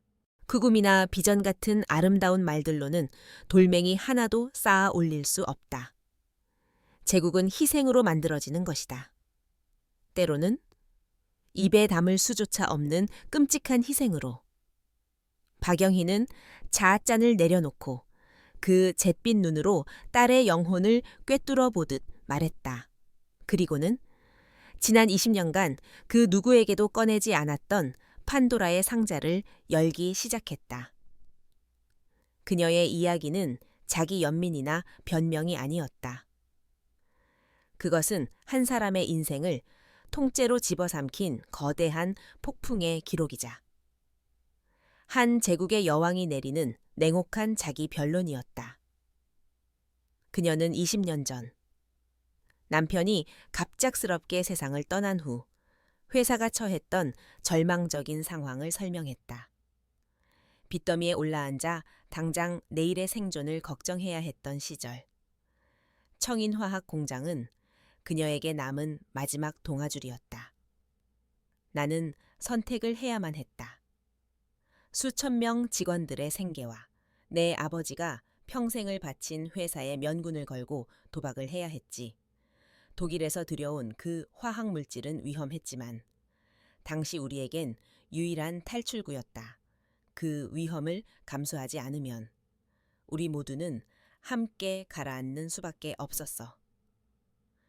그녀는 서유진의 아버지, 서전구에 대해서도 언급했다. 그는 좋은 기술자였다. 성실했고 책임감도 강했지. 너무 성실했던 게 문제였지만 박영희의 목소리에는 일말의 죄책감도 담겨 있지 않았다. 그는 문제를 발견했다. 그리고 그 정의감 때문에 모든 것을 외부에 폭로하려고 했지. 만약 그렇게 되었다면 회사는 그날로 끝장이었을 거다. 수천 개의 가정이 길거리로 나앉았을 테고 나는 또다시 선택을 해야만 했다. 한 사람의 정의와 수천 명의 생존 사이에서. 그녀는 잠시 말을 멈추고 민서의 반응을 살폈다. 민서는 그저 차찻잔을 든 채 미동도 없이 그녀의 이야기를 듣고 있었다. 내가 그를 직접 죽인 것은 아니다. 박영희는 말을 이었다. 하지만 그 말은 사실보다 더 끔찍한 진실을 내포하고 있었다. 나는 다만 그가 죽도록 내버려 두었을 뿐이다. 그리고 그의 죽음을 회사를 살리는 데 이용했을 뿐이지. 리더란 때로는 작은 악을 선택해 더 큰 비극을 막아야 하는 자리다. 나는 그날 내 손에 피를 묻히는 대신 우리 모두의 미래를 선택한 것이다. 그것은 고백의 형식을 띤 합리화였다. 살인을 경영학적 판단으로, 은폐를 리더의 결단으로 둔갑시키는 소름 끼치는 논리였다. 그녀는 민서에게 용서를 구하고 있는 것이 아니었다. 이해를, 그리고 동조를 요구하고 있었다. 역사는 성인군자들이 쓰는 게 아니야. 민서야, 살아남은 자들이 쓰는 거다. 나는 살아남았고 너희는 내가 살아남은 대가 위에서 지금껏 편안하게 살아온 것이다. 서유진은 과거의 망령일 뿐이다. 그 아이가 휘두르는 감상적인 정의감 때문에 이 모든 것을 잃을 수는 없어. 마침내 기나긴 독백이 끝났다. 박영희는 자신이 딸에게 너무나 무거운 진실을 안겨주었다는 것을 알았다. 하지만 그녀는 이 도박의 모든 것을 걸어야만 했다. 그녀는 민서가 자신을 이해해 주리라 믿었다. 두 아들과는 달리 감정이나 야망에 휘둘리지 않는 딸이라면 이 냉혹한 생존의 논리를 받아들여 줄 것이라고. 내가 이 이야기를 너에게만 하는 이유는 네가 유일하게 이 그림의 전체를 볼 수 있을 거라고 믿기 때문이다. 내 오빠들은 너무 가까이서 제 욕심만 보느라 숲을 보지 못해. 하지만 너는 다르지. 박영희의 말에 오랫동안 침묵을 지키던 민서가 천천히 고개를 들었다. 그녀의 얼굴에는 충격이나 공포, 혐오 같은 감정은 드러나지 않았다. 그녀는 그저 조용한 목소리로 물었다. 그래서 제가 뭘 하면 될까요, 어머니? 그 대답에 박영희는 희미하게 미소를 지었다. 자신의 도박이 성공했다고 믿는 순간이었다. 그녀는 마침내 자신의 편을, 자신의 논리를 이해하는 유일한 혈육을 얻었다고 생각했다. 아무것도 하지 않아도 된다. 그저 내 자리에서 모든 것을 지켜보며 누가 진정으로 이 가문을 위한 선택을 하는지 판단하면 돼. 그녀는 민서를 돌려보냈다. 혼자 남은 집무실에서 그녀는 오랜만에 안도감을 느꼈다. 하지만 그녀는 몰랐다. 민서가 집무실을 나서며 지었던 그 무표정한 얼굴 뒤에 얼마나 차가운 결심이 싹트고 있었는지를. 민서는 어머니의 고백을 통해 모든 것을 이해했다. 하지만 그녀가 이해한 것은 어머니의 고뇌가 아니었다. 자신이 괴물이라고 불러왔던 그 존재의 실체가 얼마나 더 끔찍하고 뒤틀려 있는지를 깨달았을 뿐이었다. 어머니는 동맹을 얻으려다 가장 위험한 적을 제 손으로 만들어낸 것이었다. 이제 민서는 더 이상 관찰자로 머물 수 없었다. 그녀는 이 썩어빠진 제국이 무너지는 것을 막거나 혹은 더 확실하게 무너지도록 등을 떠밀어야만 했다. 어머니의 고백은 강민서의 내면에 있던 마지막 관망대를 무너뜨렸다. 그녀는 더 이상 이 추악한 연극의 수동적인 관객으로 남아 있을 수 없었다. 어머니는 제국을 지키기 위해 동맹을 원했지만 민서는 제국의 토대가 썩었다면 차라리 무너뜨리는 것이 낫다고 판단했다. 하지만 혼자서는 할 수 없었다. 그녀에게는 어머니의 성벽을 외부에서 공격해줄 사람이, 그리고 이 모든 비극의 시작점이었던 서유진이 필요했다. 그녀는 신중하게 움직였다. 어머니의 눈과 귀가 집안 곳곳에 뻗어 있었고, 오빠인 민준 역시 자신만의 정보망을 가동하고 있음을 알고 있었다. 그녀는 자신이 운영하는 작은 갤러리의 큐레이터를 통해 미술계 소식을 취재하는 한 지역 신문 기자에게 접촉했다. 그리고 그 기자를 통해 백수현 기자에게 아주 간단한 메시지를 전달했다. 관찰자가 그림에 대한 자신의 해석을 공유하고 싶어 합니다. 암호와도 같은 메시지는 며칠 후 서유진에게 무사히 전달되었다. 유진은 깊은 의심에 빠졌다. 강민서? 언제나 무표정한 얼굴 뒤에 자신의 진짜 생각을 숨기던 신우이. 그녀의 접근은 분명 함정일 가능성이 높았다. 하지만 현재 상황은 교착 상태였다. 백 기자의 취재는 청인그룹 법무팀의 철벽 방어에 막혀 있었고, 결정적인 증언을 해줄 사람들은 모두 겁에 질려 입을 닫고 있었다. 이 상황을 타개하기 위해서는 내부자의 도움이 절실했다. 이것이 함정이라 할지라도. 그녀는 기꺼이 그 안으로 걸어 들어갈 수밖에 없었다. 약속 장소는 민서의 개인 작업실이었다. 도심의 낡은 건물 꼭대기에 위치한 그곳은 강씨 가문의 화려함과는 동떨어진 혼돈과 고뇌의 흔적이 가득한 공간이었다.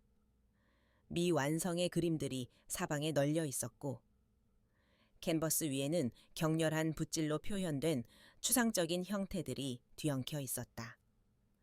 마치 그녀가 겪고 있는 내면의 폭풍을 시각적으로 옮겨 놓은 듯 했다. 두 여자는 작업실 한가운데서 마주섰다. 먼저 침묵을 깬 것은 유진이었다. 무세운 속셈이죠? 어머니의 사주를 받고 온 건가요? 아니면 적당한 선에서 합의를 보자는 제안이라도 하러 오셨나요? 그녀의 목소리에는 날카로운 경계심이 담겨 있었다. 민서는 유진의 눈을 피하지 않고 똑바로 마주보았다. 어머니는 저에게 모든 것을 털어놓으셨어요. 민서의 목소리는 차분했지만 그 안에는 깊은 혐오감이 서려 있었다. 용서를 구하는 고백이 아니었어요. 자신의 범죄를 위대한 결단으로 포장하는 자기 합리화였죠. 저는 그날 깨달았어요. 무덤 위에 세워진 제국은 언젠가 반드시 무너진다는 걸. 그리고 저는 그 붕괴의 시간과 방식을 제 손으로 선택하기 위해 이 자리에 온 겁니다. 믿을 수 없군요. 믿지 않아도 좋아요. 하지만 이건 믿어야 할 겁니다. 민서는 작업실 구석에 있는 낡은 금고를 열었다. 그리고 그 안에서 작은 마이크로 카세트 테이프 녹음기 하나를 꺼냈다. 이건 돌아가신 제 아버지의 유품이에요. 아버지는 어머니를 사랑하셨지만 동시에 두려워하셨던 것 같아요. 당신의 야망과 무서움을 어렴풋이 알고 계셨던 거죠. 그녀는 녹음기의 재생 버튼을 눌렀다. 지지직거리는 잡음과 함께 20년의 시간을 거슬러 올라간 두 사람의 목소리가 흘러나왔다. 한 명은 지금보다 젊지만 여전히 냉혹한 박영희의 목소리였고, 다른 한 명은 나약하고 불안에 떠는 그녀의 죽은 남편, 강 회장의 목소리였다. 박영희 쓸데없는 동정심은 버려요, 여보. 이미 엎질러진 물이야. 중요한 건 수습이야. 강 회장 하지만 사람이 죽었소. 서정우 엔지니어, 그는 우리에게 충직한 사람이었잖소. 박영희, 그래서 그의 죽음이 더 유용해진 거예요.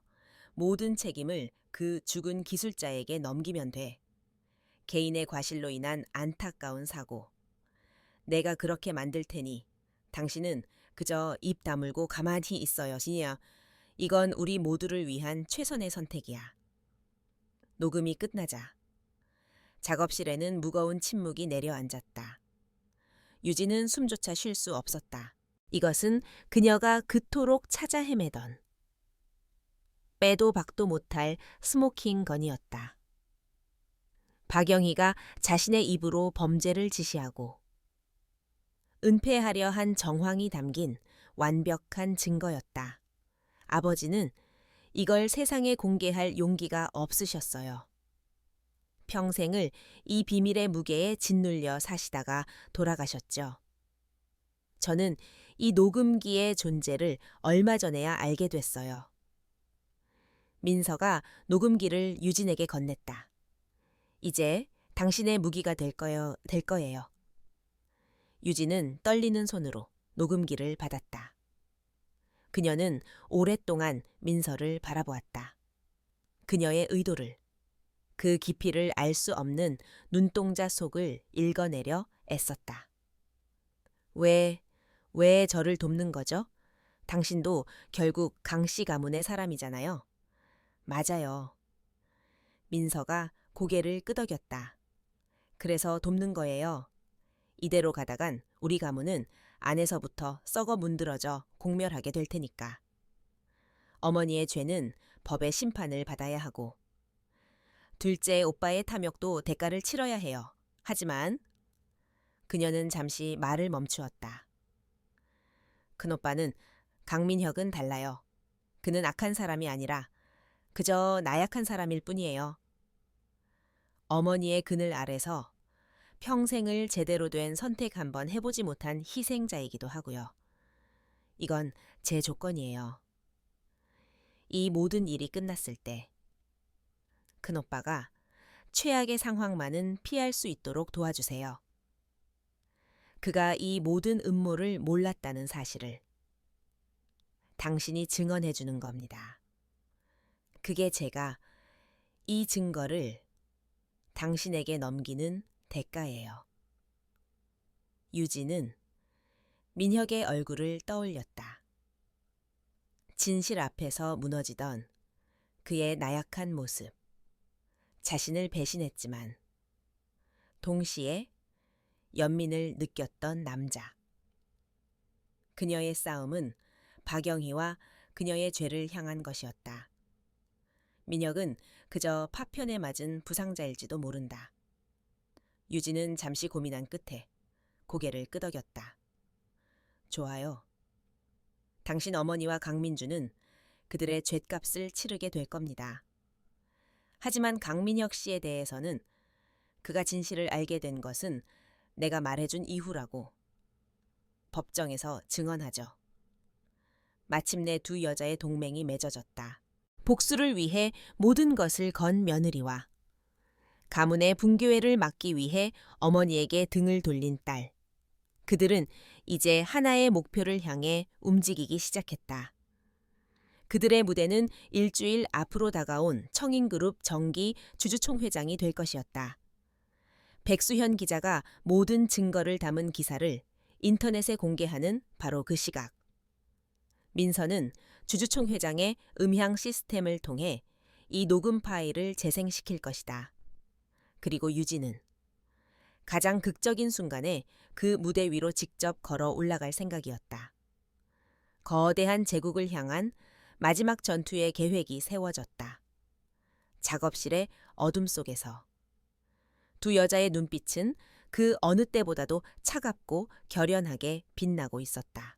청인그룹의 연례 주주총회장은 언제나처럼 권위와 부의 상징으로 가득 차 있었다.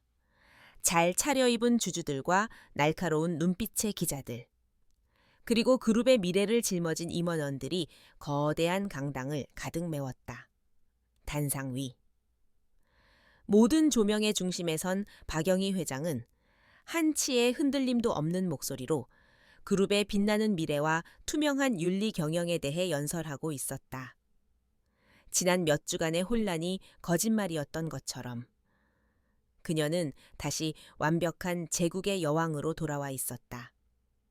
그녀는 이 무대 위에서 비로소 완전한 통제력을 느끼며 안도했다. 폭풍은 지나갔다고 그녀는 믿었다. 객석 맨 앞줄에 앉은 강민주는 그런 어머니를 바라보며 속으로 비웃었다. 그의 손에는 어머니의 범죄 증거가 담긴 USB가 쥐어져 있었다. 그는 연설이 끝나고 이어질 질의응답 시간에 이 폭탄을 터뜨려 어머니와 무능한 형을 한꺼번에 끌어내리고 자신이 새로운 왕이 될 계획이었다. 그는 승리를 확신하고 있었다. 무대 한편에 인형처럼 앉아있는 강민혁은 텅 빈 눈으로 허공을 응시하고 있었다. 그는 어머니의 명령에 의해 이 자리에 끌려 나왔지만 그의 영혼은 이미 오래전에 죽어버린 듯했다. 그는 그저 모든 것이 끝장나기만을 기다리고 있었다. 그리고 객석 한 구석. 눈에 띄지 않는 곳에 앉은 강민서는 차가운 손으로 휴대폰을 쥔 채 단상 위에 어머니를 지켜보고 있었다. 그녀의 눈에는 연민도 분노도 아닌 오직 비정한 결심만이 서려 있었다. 박영희 회장의 연설이 절정으로 치달았다. 그녀가 신뢰와 정직이라는 단어를 힘주어 말하는 바로 그 순간이었다. 민서의 손가락이 휴대폰 화면에 전송 버튼을 눌렀다. 지금 그것이 신호였다. 거의 동시에 강당 안의 모든 사람들의 휴대폰이 약속이나 한 듯 울리기 시작했다. 화면 위로 백수현 기자의 이름으로 된 긴급 속보 알림이 떴다. 속보 청인그룹 20년 전 공장 폭발 사고의 진실 박영희 회장 살인 은폐 정황. 기사에는 유진이 제공한 모든 자료와 아버지의 수첩 그리고 20년 전 사건을 재구성한 상세한 내용이 담겨 있었다. 강당 안이 웅성거리기 시작했다. 박영희의 얼굴이 순간 굳어졌다. 하지만 그것은 시작에 불과했다. 그녀가 상황을 파악하고 무언가 지시를 내리기도 전에 강당 전체를 울리던 스피커에서 연설 배경음악이 뚝 끊겼다. 그리고 그 자리를 지지직거리는 잡음과 함께 20년 전의 낡은 목소리가 채우기 시작했다. 이건 우리 모두를 위한 최선의 선택이야. 젊지만 냉혹한 박영희의 목소리가 자신의 입으로 살인을 은폐하라고 지시하는 그 끔찍한 내용이 수백 명의 주주와 기자들 앞에서 생생하게 울려 퍼졌다. 거대한 강당은 물을 끼얹은 듯 조용해졌다. 오직 박영희 자신의 목소리만이 그녀의 죄를 고발하는 메아리가 되어 공간을 채웠다. 녹음이 끝나는 순간 강당의 육중한 뒷문이 천천히 열렸다. 그리고 그 문으로 서유진이 걸어 들어왔다. 그녀는 값비싼 옷을 입지도 화려한 화장을 하지도 않았다. 하지만 그 어떤 때보다도 당당하고 위험 있는 모습이었다. 그녀는 홍해가 갈라지듯 자신을 위해 길을 터주는 사람들 사이를 지나 망연자실한 표정으로 자신을 바라보는 박영희를 향해 무대 위를 향해 똑바로 걸어갔다. 모든 것이 끝났다. 박영희의 강철 가면이 산산조각 나 부서져 내렸다. 그녀는 서유진과 객석의 민서를 그리고 무대 위의 두 아들을 차례로 둘러보았다. 그녀의 제국은 외부의 적이 아닌 가장 가까운 혈육과 자신이 버린 며느리의 손에 의해 안에서부터 무너져 내린 것이다.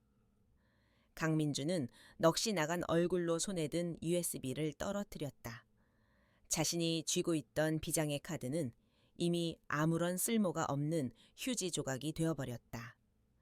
그의 완벽했던 쿠데타 계획은 시작도 해보지 못한 채 끝이 났다. 그 순간. 조용히 앉아있던 강민혁이 자리에서 일어섰다. 그는 마이크를 잡고 떨리지만 분명한 목소리로 말했다. 이 모든 사실의 일부를 저는 알고 있었습니다. 알고도 아무것도 하지 않았습니다. 저 역시 공범입니다. 그것은 그의 인생 최초의 그리고 마지막으로 스스로 내린 온전한 선택이었다. 그는 어머니를 보호하는 대신 자신의 죄를 인정하고 함께 몰락하는 길을 택했다. 강당의 문이 다시 열리고 검사들과 수사관들이 들이닥쳤다. 박영희는 저항하지 않았다. 그녀는 흐트러짐 없는 자세로 일어나 마지막으로 서유진을 똑바로 쳐다보았다. 그 눈에는 증오도 원망도 아닌 자신과 너무나 닮아 있는 이 무서운 여자를 향한 기묘한 인정만이 담겨 있는 듯했다. 차가운 수갑이 그녀의 손목에 채워지는 순간 수십 개의 카메라 플래시가 터지며 한 시대의 종말을 기록했다. 몇 달 후 청인그룹은 결국 해체되었다. 20년 전의 범죄 위에 세워진 사상누각은 한 줌의 먼지가 되어 흩어졌다. 박영희와 강민혁은 나란히 법의 심판을 기다리는 신세가 되었다. 강민준 역시 주가 조작 및 배임 혐의로 구속되어 그의 탐욕스러운 야망에 대한 대가를 치르고 있었다. 강민선은 상속받은 모든 재산을 사회에 환원하여 기업 범죄 피해자들을 위한 작은 재단을 설립했다. 그리고 조용히 한국을 떠났다. 이야기는 서유진에게서 끝을 맺는다. 그녀는 아버지가 묻힌 작은 언덕에 올라 저물어가는 도시의 풍경을 내려다보고 있었다. 그녀는 승리했다. 아버지의 명예를 되찾았고 거대한 악을 심판대에 세웠다. 하지만 그녀의 곁에는 아무도 없었다. 그녀는 복수를 위해 사랑을, 가족을, 그리고 자기 자신을 모두 제물로 바쳤다. 그녀가 얻은 것은 정의였지만 그 대가로 잃은 것은 그녀의 세상 전부였다. 승리의 환호는 어디에도 없었다. 오직 가슴을 저미는 공허함과 지독한 고독만이 그녀와 함께할 뿐이었다. 그녀는 도시의 스카이라인을 등지고 천천히 언덕을 내려왔다. 자유로워졌지만 동시에 모든 것을 잃어버린 한 여자의 그림자가 석양 속으로 길게, 아주 길게 이어지고 있었다.